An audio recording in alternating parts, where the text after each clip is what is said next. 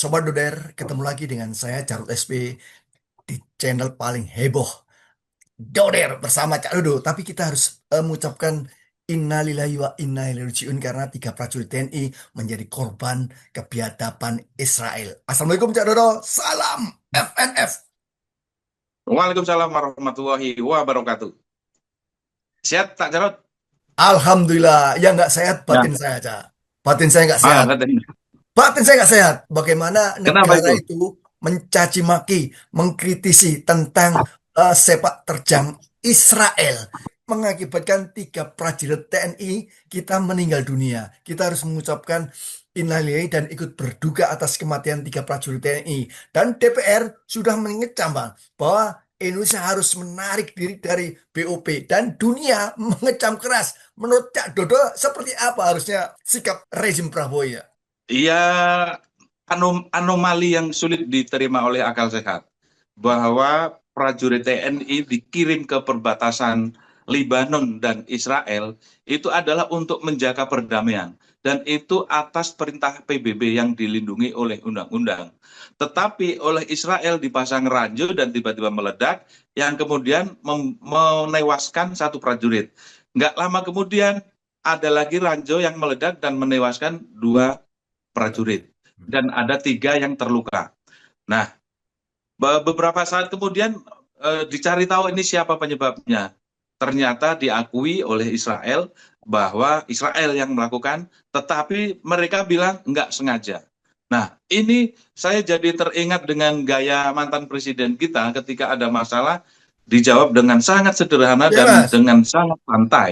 mantan presiden kita banyak mas. Mantan presiden yang mana mas? Menurut sampean mas? Presiden ketujuh ya, presiden kita ketujuh, Hmm. ketika ditanya masalah atau dimintai komentar atas masalah yang sangat serius, dengan santainya dia akan bilang, ya pokoknya santai. Termasuk misalnya pindah ke IKN kapan? Oh sudah, tapi belum. Nah, jadi ini gaya-gaya Pak Jokowi ini ditiru oleh Israel bahwa tiga prajurit TNI yang tewas di perbatasan Lebanon hanya dikatakan nggak sengaja dan tidak mengatakan penyesalan dan minta maaf. Ini kan kebiadaban yang dipertontonkan secara secara terang benderang seperti itu. Nah, anehnya lagi nih Cak Jarot, dari Ya, pemerintah Indonesia hanya mengucapkan innalillahi dan turut berduka cita itu oleh Presiden Prabowo di Instagram. Kemudian Kementerian Luar Negeri juga mengucapkan hal yang sama. Yang anehnya tidak mengutuk kejahatan, kebiadaban yang dilakukan oleh tentara Israel atas kematian tiga prajurit kita. Ini yang patut kita sesalkan. Nah, lebih jauh lagi, Cak Jarot. ya. Eh, Peristiwa ini akhirnya memicu perdebatan, memicu keinginan dan desakan masyarakat luas agar Indonesia segera keluar dari BOP. Ini kegiatan yang dilindungi PBB saja, Israel dengan mudah melakukan pelanggaran, apalagi BOP yang dibikin oleh Donald Trump dan Netanyahu. Begitu, Cak Ceron. Saya nggak nyangka Israel ternyata meniru jejak Pak Jokowi atau berguru ke Pak Jokowi. Luar biasa ini mas. Iya. Kalau saya gini, Cak, kita harus meniru bagaimana Jepang. Jepang, Hmm. sorry, salah. Cina. Cina itu warga negaranya yang sudah bepergian itu masih dianggap sebagai warga negara Cina. Bayangkan. Jadi sejelek apapun dia masih dianggap sebagai warga negara Cina. Seorang warga negara itu memiliki apa, Mas? Tidak bisa digantikan ketika dia meninggal di luar negeri. Apalagi menjanang bracket sebagai pasukan perdamaian PBB. Bayangkan Hmm. Israel begitu ngawurnya meniru langkah Jokowi itu tidak sengaja. Iki gendeng mangan opo iki, Mas? Israel kan pernah mengatakan bahwa kalau Prabowo macam-macam, dia bilang mata-mata kami banyak di Indonesia. Artinya orang Israel atau penganut Yahudi Indonesia itu memang banyak gitu loh. Jadi wajar kalau mereka kemudian berguru secara diam-diam kepada cara kepemimpinan Jokowi bagaimana menghadapi masalah tanpa masalah. Nah, Jokowi sendiri juga mengadopsi dari pengadilan mengatasi masalah tanpa masalah. Ketika ditanya bukan menjawab persoalan yang ditanya, tapi hal lain yang Jawabannya itu lucu dan juga kasihan. Maksudnya lucu itu ya tidak sesuai yang ditanyakan, kasihan masa seorang presiden ditanya jawabannya ngawur seperti itu. Tetapi hal ini ternyata menarik bagi Israel dan terbukti bahwa ketika ada 3 nyawa yang meninggal gara-gara ranjau dari Israel, mereka dengan enteng mengatakan nggak sengaja. Saya jadi ingat cerita di warung kopi nih, Cak Jarot. Apa tuh? Ada Apa? jadi ada seseorang menikah dengan perempuan. Perempuan itu kembar. Ya. Nah, kemudian masih satu rumah. Nah, kan menikahnya kembar kepada si A misalnya. Hmm. Suatu saat dia berhubungan dengan si B, kembarannya. Nah, ditanya sama si istri saya, kenapa? Keliru. Katanya sama mukanya. Nah, ini kelucuan yang luar biasa ini dengan mudah. Pelanggaran yang sangat serius hanya dijawab dengan oh maaf keliru karena mirip mukanya, mirip kamu mukanya. Nah, ini joke tapi punya pesan moral yang sangat tinggi bahwa hal-hal yang sangat serius itu jangan dianggap main-main karena nantinya akan terjadi apa namanya, segala hal dimudahkan, segala hal dianggap ringan, segala hal dianggap bercanda. Sama seperti Israel menganggap kematian 3 prajurit TNI sebagai tidak sengaja. Sangat prihatin kita. Harusnya pemerintah Indonesia mengutuk dan Israel harus bertanggung jawab. Cak, ini catatan dari anggota Komisi 1 DPR itu juga tegas ya. Ya. Selain kena ranjau, ini Israel juga menyerang. Sengaja Hmm. menyerang ya. Jadi selain ranjau, juga menyerang dengan tembakan. Itu yang pertama. Yang kedua adalah ini adalah bagaimana langkah rejim Prabowo yang kedua kali ya. Saya anggap salah atau salah. Satu, Hmm. mengenai BOP. Ketika Hmm. yang kedua tentang kematian pemimpin Iran. Nah, tidak bersikap. Yang ketiga, ya ini kebablasan. Apa karena apa, Mas? Semacam, oh, sesama anggota BUP, jadi kita harus toleran. Apa seperti itu? Ini kan diniru langkah Jokowi juga. Ini juga menjadi pembicaraan banyak orang. Jadi ketakutan luar biasa dari Presiden Prabowo hanya bahkan sekedar untuk mengeluarkan pernyataan harus mempertimbangkan banyak hal, termasuk kematian pimpinan Iran Ali Khamenei itu kan setelah 4 hari menyampaikan duka cita. Bagaimana seorang presiden sangat tergantung pada Amerika Serikat sekedar untuk menyatakan duka cita dan itu standar yang sangat wajar gitu ya.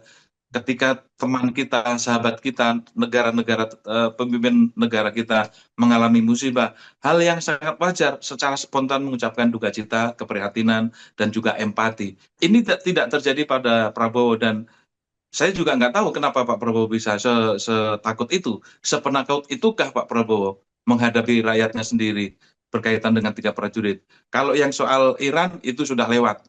Dia mengucapkan duka cita setelah 4 hari setelah mendapatkan kritikan dan juga cacian dari masyarakat Indonesia.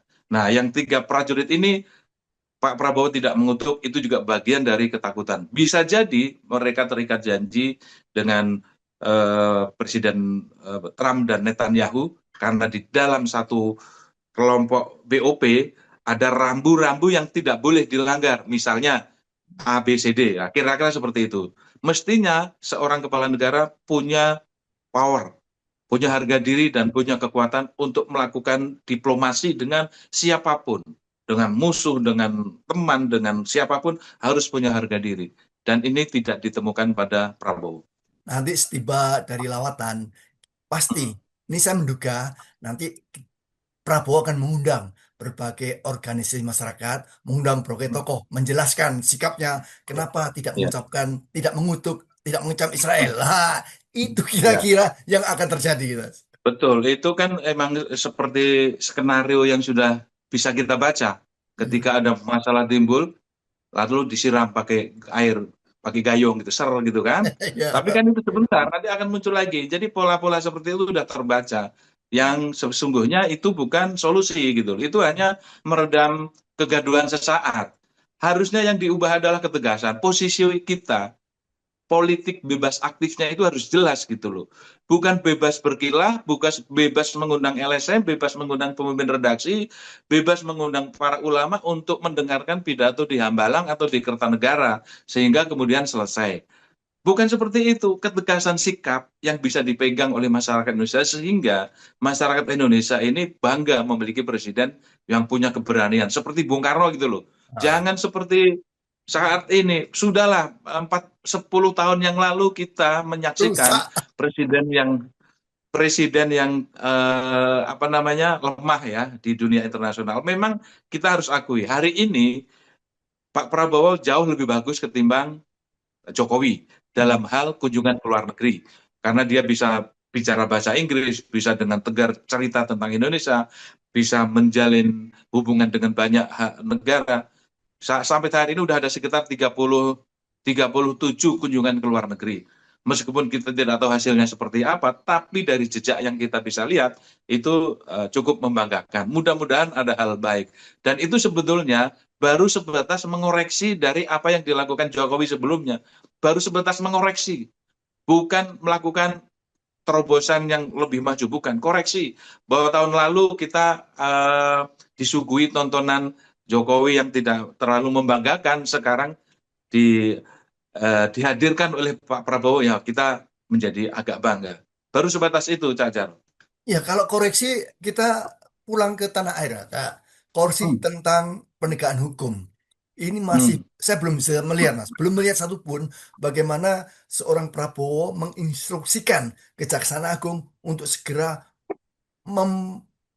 melaksanakan hukuman terhadap Sylvester Matutina terpidana 1,5 tahun penjara karena dia bebas. Ini adalah relawan Jokowi yang kesannya adalah tidak mempan hukum, kebal hukum. Itu yang pertama. Yang kedua, bagaimana kasus penyiraman terhadap Andri Yunus, aktivis Kontras. Itu kasusnya. Ini sangat memprihatinkan. Polda Metro Jaya melimpahkan berkasnya ke Puspom TNI. Apa tumor, Mas? Ini tidak pernah ada, tidak pernah terjadi dari berkas ke Polda penyidik di harusnya itu ke kejaksaan. Ini aneh luar biasa. Ya, satu si Plester Matutina, kata Roy Suryo, Sylvester kalau kata Roy Suryo diplesetkan menjadi si Plester Matutina. Itu anak emasnya Jokowi karena dia kan die hard ya.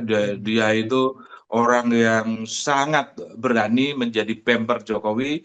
Ketika Jokowi dikritik, dia maju sebagai pembela nomor satu dan kemudian diganjar menjadi komisaris apa ya sekarang. Jadi kita bisa duga bahwa Prabowo juga ada perjanjian gaib dengan Jokowi, maksudnya perjanjian yang tidak muncul di permukaan, apakah di bawah meja atau di kolong got, kita nggak tahu, bahwa jangan usik-usik orang ini gitu loh. Kalau kamu tidak mau saya ungkit masa lalunya, tidak mau saya ungkit proses pencapresannya, kira-kira seperti itu. Jadi capek kita ngurusin Matutina. Yang kedua, soal Andre Yunus yang kasusnya dilimpahkan ke Puspom TNI, ini baru sekali dalam sejarah Republik Indonesia bahwa kasus umum kemudian ditarik ke ranah militer. Ini menimbulkan kecurigaan dan kekhawatiran bahwa hukumannya nanti tidak akan melahirkan putusan pengadilan yang adil. Karena yang menangani adalah institusi sendiri. Berbeda ketika kasusnya ditangani oleh pengadilan umum. Peradilan umum, jadi dilimpahkan ke kejaksaan. Yang terjadi oleh polisi dilimpahkan ke Puspom TNI. Dan hampir semua LSM eh, oposisi ini mengkritik semuanya, apa yang dilakukan oleh polisi melanggar melanggar hukum, tidak ada dasarnya pelimpahan karena nggak lazim gitu loh. Kasusnya diserahkan kepada Puspom TNI, itu betul-betul prihatin banget buat kita. Dan artinya nanti suara-suara kritis akan semakin takut untuk menyampaikan aspirasi, gagasan, kritikan, dan juga masukan kepada pemerintah. Padahal kehadiran Kontras itu adalah membela orang banyak, membela orang-orang dari dominasi pemerintah rezim yang militeristik dan fasis, dan juga tidak memberikan kesempatan untuk orang berbicara di negara demokrasi.